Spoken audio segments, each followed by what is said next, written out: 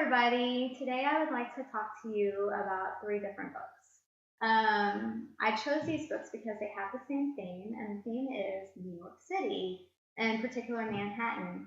I just got back from a trip from there, and it is a great metropolis. There's so much there, so much history, so many structures, and I think everyone who has been to New York or knows someone who has been to New York will enjoy reading these books because they'll find something familiar. And for those of you who've never been, I hope that they spark your interest in learning more about New York City and, possibly taking a trip, when you get older or, asking your parents if they want to take you to New York City. So the first book that I'd like to talk about is Gods of Manhattan by Scott Nevis. This is a fantasy book that's very similar to Percy Jackson and the Olympians books. So if you enjoy Percy Jackson, I think you'll enjoy this. It has a lot of the same type of themes with Percy Jackson and his Greek mythology, but here there are gods, but these gods are historical figures from New York City. So figures such as Alexander Hamilton, Aaron Burr, Babe Ruth are all featured in this book. And it's about this boy, Rory. And Rory is at a birthday party with a magician there, and this magician opens his eyes to the spirit world. He does magic that makes him see things that he's always been able to see but has been able to ignore in his head. And this world is a spirit world that lives alongside of Manhattan.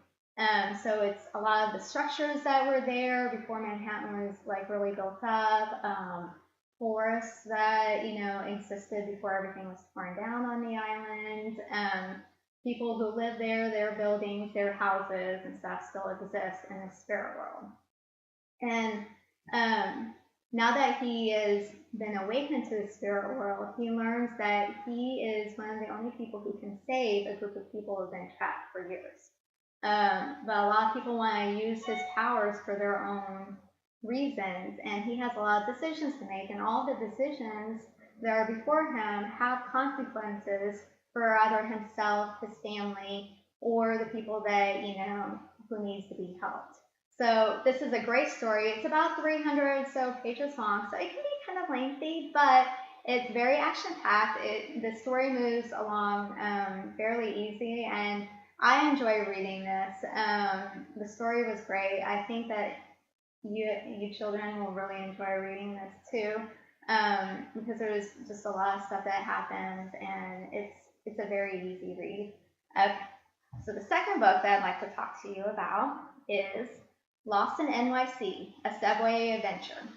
And this is by Nadia Spiegelman, and Sergio Garcia Sanchez is the illustrator for this book. It's a graphic novel. The illustrations in this book are great. There are also, it talks a lot about the subway, so there are also a lot of diagrams and pictures of the subway system, maps of how you would get yourself around New York City with the subway. So it's informative, but in a fun way. It's about a little boy, Pablo, who is new to New York City. It's his first day of school. He's been to several different schools in different cities in a short period of time. So he's not very happy right now. And he finds out on his first day that they're taking a field trip to the Empire State Building. And so the teacher talks about the subway system, goes over what trains that they're going to be using and, which trains will make it to the Empire State Building. And while they're on their way, Pablo and his partner end up getting on the wrong train. And so then they're lost, and they have to try to figure out how to make their way to the Empire State Building.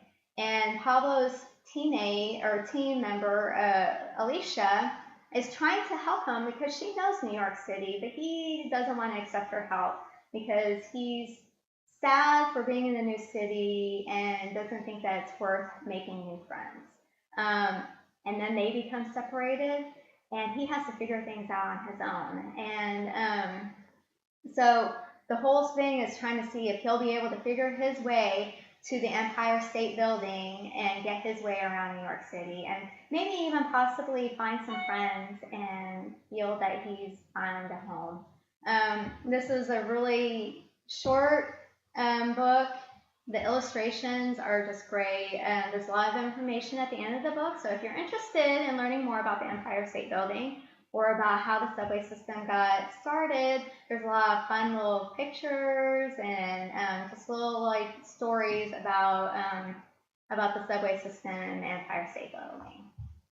Okay, so the third book that I want to talk about is The Empire State Building by Elizabeth Mann. It's part of a series of nonfiction books called the Wonders of the World series by Elizabeth Mann.